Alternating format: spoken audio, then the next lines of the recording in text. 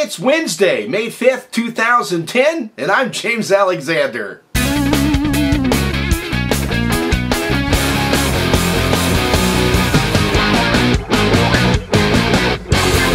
Alright, today we're going to talk about telemarketers and junk mail. Two things I know a lot about, so I'm going to tell you how to get rid of this shit from coming into your house all the time. Okay, so the next time you get somebody that calls your house and is trying to sell you something over the phone, just listen to them for a second and then go, hey, you know what? Can you hang on just a second? And then put the phone down. Now, once you put the phone down, just walk away, let it sit there. Don't go back to it. Now, in doing this, you're doing two things. You're making the telemarketer sit and wait, okay? Which isn't a good thing.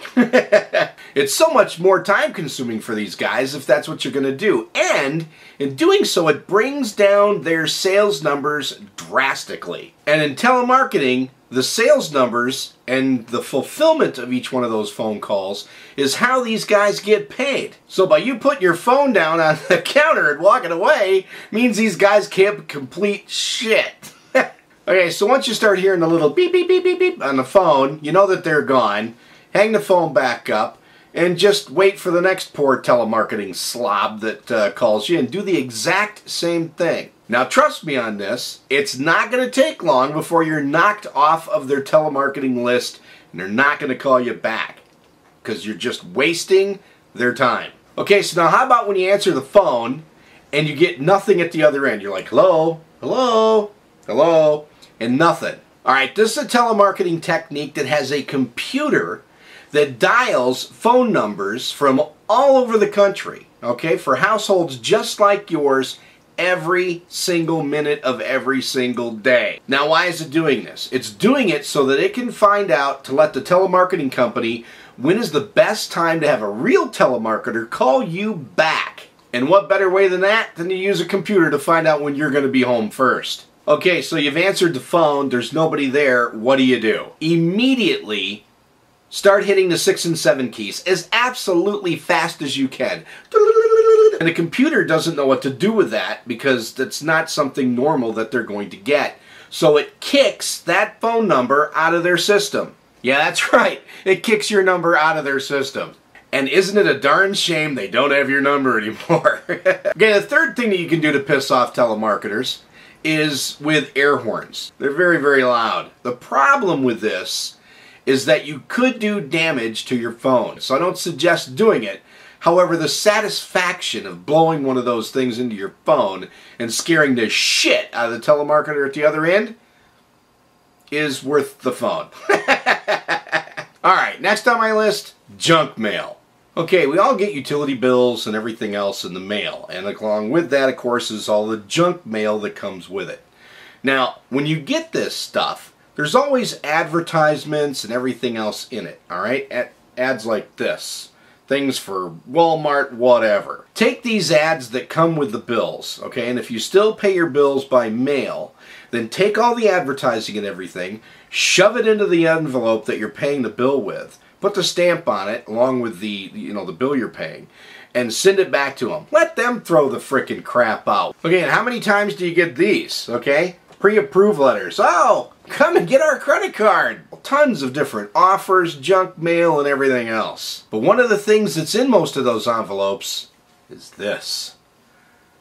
That's right, baby. No postage necessary. Don't just throw these envelopes out. No matter how many of them you get, keep them. Then take all the junk they sent you, stuff it into this envelope, send it back to them. You see, it costs them postage if they get this back. It costs them real dollars if they get this back. If you just chuck it, they don't pay anything. But you fill it full of shit and send it back to them, well, not shit literally, but, you know, the crap they sent you. Although sometimes it would be funny to send this shit back. Then they got to pay for it. And if enough of you guys do this, they gotta spend exorbitant amount of money paying postage bills. Also keep in mind, some of these things actually are judged by the weight that the postage comes back. So the more you fill it up with shit and junk, the more that they've got to pay. So take some of the mail that you got that didn't have any of these and pop that in here along with it. Send it back to them.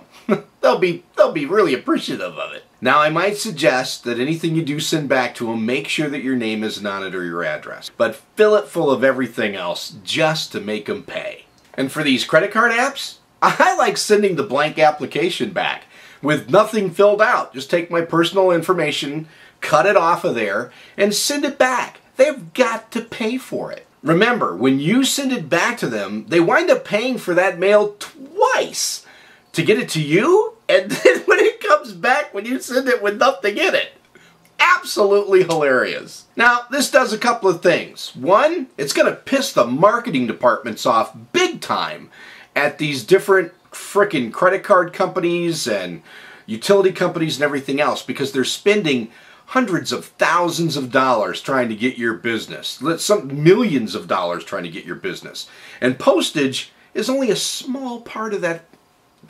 But you double that cost, and it's going to piss them off. The other thing it's going to do is keep postal workers employed. So maybe it'll bring down the price of the stamp if we send enough of this back and forth. Now, once again, I want to stress, take your personal information off of anything you send back to them. Don't have your name, your address on there, because I don't want you guys getting in trouble over doing this. It's funnier than hell. It works, okay? And pretty soon, direct marketers, they're going to get really upset over it. Now, like I told you, I'm a marketing guy, so I know this stuff really upsets the marketing department, so do it. It costs them money.